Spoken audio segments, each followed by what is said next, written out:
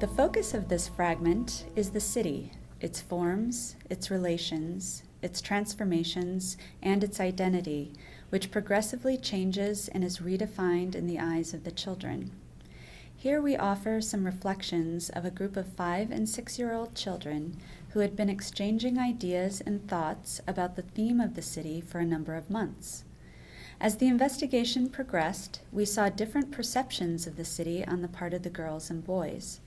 This episode describes the thoughts and ideas represented graphically by a group of 3 boys as they designed and constructed collectively. In the atelier, 3 5-year-old boys, Emiliano, Simone, and Giacomo, are sitting around a big table with various shapes and sizes of white paper and drawing materials. Their task is to work together to draw a city. Before they begin, the teacher asks the children if they want to listen to their previous conversations and revisit the drawings they had made individually a few days before. The boys agree. After some discussion, the 3 boys decide to choose the largest piece of paper on the table. To make a city that's really big, you need a big piece of paper. As big as the earth, as big as a city. Emiliano and Simone begin to draw, while Giacomo places himself at the side of the piece of paper. Conversation among the boys is almost absent at the beginning. It seems that the initial agreement about where to start in drawing their city has been enough to enable them to proceed. While Emiliano and Simone sit close together and begin to draw the central square of the city, Giacomo, sitting beside the paper with his elbows on the table and his chin resting on his hands, seems for now to have decided just to observe what happens. In this first phase, the verbal language that accompanies Emiliano and Simone's graphic representation focuses on the essential. All cities start from a square that's in the middle of the city. Okay, we'll leave space at the bottom to make the street. That way, people can leave and go out. Giacomo still seems not to participate in the group. For the moment, the teacher decides not to urge him to take part. Perhaps it is better to wait for him or for the situation to make the decision instead. Emiliano and Simone, meanwhile, are drawing very close together. Their hands overlap, they switch seats often, while the curves of the street they are drawing steadily approach Giacomo. Perhaps it is an initial invitation to their friend to take part in the project. The streets go to so many places, and there's one square after another in the city. Yeah, otherwise you get lost. We'll make it with some curves that go that way, toward where Giacomo is.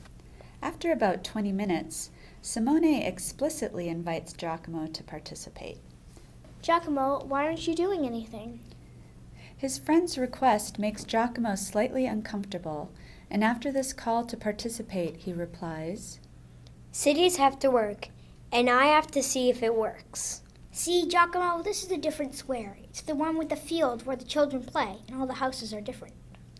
This explanation by Emiliano gives Giacomo the possibility of entering into a relationship with the other 2 children by way of an offer of competence.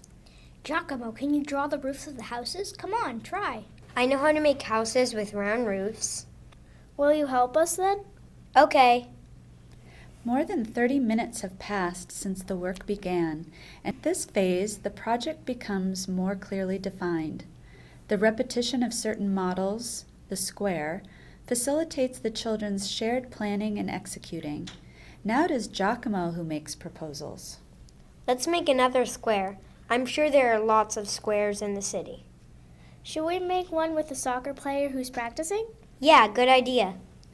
The 3 boys are now working side by side, with Simone occupying the central position in the group and engaging his companions in discussion. Just when the whole group has formed, however, it divides again. Emiliano, realizing that all 3 boys are working in a restricted space, decides to move to the other side of the paper to make the sidewalks. Now, Simone and Giacomo form a new pair. The square that is represented also becomes a resting point, a place of conversation, a stimulus for the boys' verbal and graphic development. It seems clear that the streets that are drawn become connections between one square and another, a kind of backbone that progressively traces the outlines of the city as it grows. The city that is developing seems to be defined by the functions carried out inside it. In the squares, there are people talking. There are pretty squares and ugly ones. Then there are also some squares for parked cars and for soccer players. I think cities that don't have squares are kind of strange. I think they don't work well because the people don't know where to be. Cities are all connected by the streets and the railroads, right, Giacomo? Well, yeah, the streets are important for keeping the city together and for making it work. Giacomo connects another street to Emiliano Street, while Simone adds the railroad and the playground. The first elements of autobiographical narration emerge. In the afternoon, I go to play at Campo de Marte Park. Each boy now focuses on his own ideas, and the verbal interaction of the group is suspended. Simone's railroad, Giacomo's streets that lead to the center of town, and Emiliano's small squares that are being added to the map provide new connections and new complexities. As a group, the boys produce their own idea of a city and progressively define the objectives they want to reach together. The ultimate goal is to make an interconnected city. It must be possible to find a path through the whole city, and each boy steadfastly pursues this mission. At this point, their city appears to be such a complex urban web that a pause is needed to check the new connections. We need to see if it's all connected. Like in real cities. We need to make sure that the whole city is connected and that nobody gets lost. The children think about how to verify this and finally agree to go over the streets with their fingers. The test will be carried out by each member of the group, a rule of fairness on which everyone agrees. Emiliano, after having traveled through the city and its connections, gives a new impetus to the work by asking a question. Hey guys, but how can you live in this city at night? We don't have any light for the streets. We don't have electricity. This relaunching of the project generates new ideas and requires that new roles be taken on in the group. When their work is finished and the children revisit the map with the teacher, they assess not only the aesthetic result of their representation, but also the consistency between the ideas expressed in the group as they worked and the final map of the city. We made a beautiful city, even though it's a little bit messy. All the streets take you somewhere. It's a city where you can't get lost, where you're not afraid. It's a city that could be Reggio Emilia because there's the Campo de Marte. Maybe it's called City of the World because all the people in the world can live in this city. The city represented by Emiliano, Simone, and Giacomo is one full of functions and connections.